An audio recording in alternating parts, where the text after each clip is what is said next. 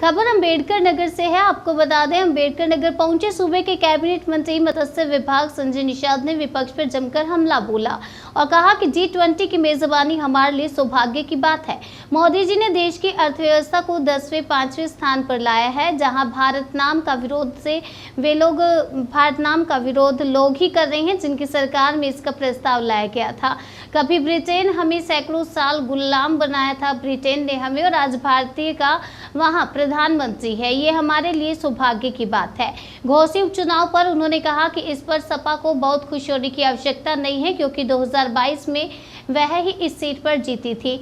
हम उस सीट छीन नहीं पाए, वो तो सिर्फ अपनी सीट बचा पाए हैं। अंतर ये है कि 2022 में वो अकेले चुनाव लड़कर जीते थे, अब गठबंधन करके चुनाव जीते हैं। बाकी देश का चुनाव राष्ट्रवाद पर होता है, उपचुनाव प्रत्याशी के चेहरे पर होता है। प्रत्याशी के नाते ही वहाँ ऐसा है। मत्स्य विभाग के कैबिनेट मंत्री संजय निषाद आज जिले में मत्स्य पालकों के प्रशिक्षण में पहुंचे थे, जहां मीडिया से रूबरू होते हुए उन्होंने G20 पर विरोध पर बोलते हुए कहा कि ये वही लोग हैं जो देश की अर्थव्यवस्था बिगाड़ने वाले और दुनिया में देश की साख मिटाने वाले हैं। आज मोदी जी अर्थव्यवस्था को 10वें स्थान से 5वें स्थान पर लाए हैं। देश के वे 20 देश जो पूरी दुनिया को चलाते हैं तकनीक से, अर्थव्यवस्था से, ऐसे अमीर लोगों की मेजबानी करना हमारे लिए सौभाग्य की बात है। और ये तो राष्ट्रवाद की बात है, देश के विकास की बात है, देश की साख की बात है। जब इन लोगों की सरकार थी तब अर्थव्यवस्था चौपट थी, गरीबी बढ़ी थी। आज हमारी सरकार में 14% गरीबी घटी है। यह हमारे लिए गर्व की बात है। विपक्ष के पास तो कोई मुद्दा तो नहीं है, बस किसी बहाने चर्चा में और खबरों में बने रहना है। भारत नाम का विरोध वे लोग ही कर रहे हैं जिनकी सरकार में इसका प्रस्ताव लाया गया था। कभी ब्रिटेन हमें सैकड़ों साल ब्रिटेन ने हमें गुलाम बनाया था, वहीं आज भारतीय वहां का प्रधानमंत्री है। शिवपाल ने आज कहा है कि ओम प्रकाश राजभर और संजय निषाद हमारे स्टार प्रचारक थे घोसी में, तभी हम जीते। देखिए, वो उनके पास इसके मतलब 2022 नहीं जीते थे, 2022 जीते, वो सपा की सीट थी।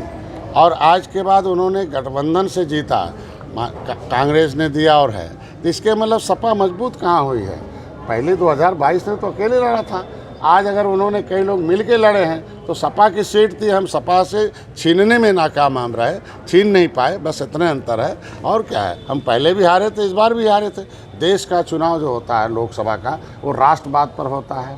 देश का चुनाव जो होता है लोकसभा का, वो प्रधानमंत्री के काम पर होता है। हर जाति हर धर्म के लिए नीति कैसी बनी उस पर होता है। योजना क्या बनाई, नीति क्या बनाई और उसका अनुपालन क्या हुआ, सभी जाति धर्म के लोग क्या पसंद करते हैं, प्रधानमंत्री उस पर होता है। उत्तर प्रदेश का चुनाव जो होता है मुख्यमंत्री और प्रशासन शासन पर और विकास पर होता है। और जो उपचुनाव होता है वो लोकल, जो उसने सरकार बनने ने बिगड़नी है तो लोकल वो प्रत्याशी के ऊपर होता है और प्रत्याशी के ऊपर होता है और प्रत्याशी के चेहरे के नाते वहाँ ऐसा है। ये वही लोग हैं जो देश की अर्थव्यवस्था को बिगाड़ने वाले हों और देश को दुनिया में एक पहचान मिटाने वाले थे।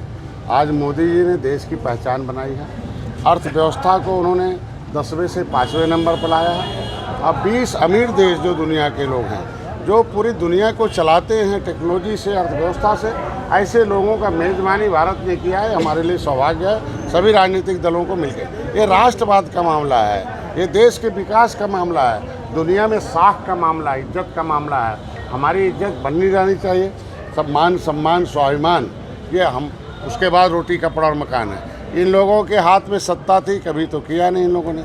अर्थव्यवस्था चौपट होता रहा, गरीबी बढ़ती रही। आज अगर दुनिया के लोग सर्वे करके 14% के आसपास गरीबी घटा हमारी कार्यकाल में, तो हम लोग गर्व से कह सकते हैं आज के दिन में हम अर्थव्यवस्था में फिर तीसरे नंबर पर आने का संकल्प लेते हैं। 39 पार्टियों के लोग मिलकर ये गरीबों के कल्याण के लिए बात करते, निचले पावदान पर रहने वाले लोगों को। तो आज के दिन में इनके पास जो विपक्ष है, मुद्दा तो कुछ है नहीं।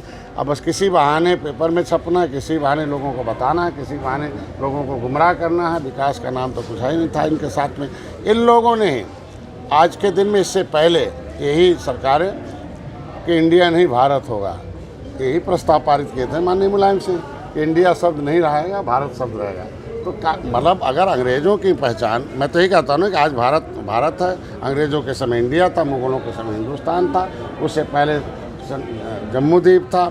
और प्राचीन भारत में सभी धर्मशास्त्रों में लिखा है निषद प्रदेश की स्थापना की है।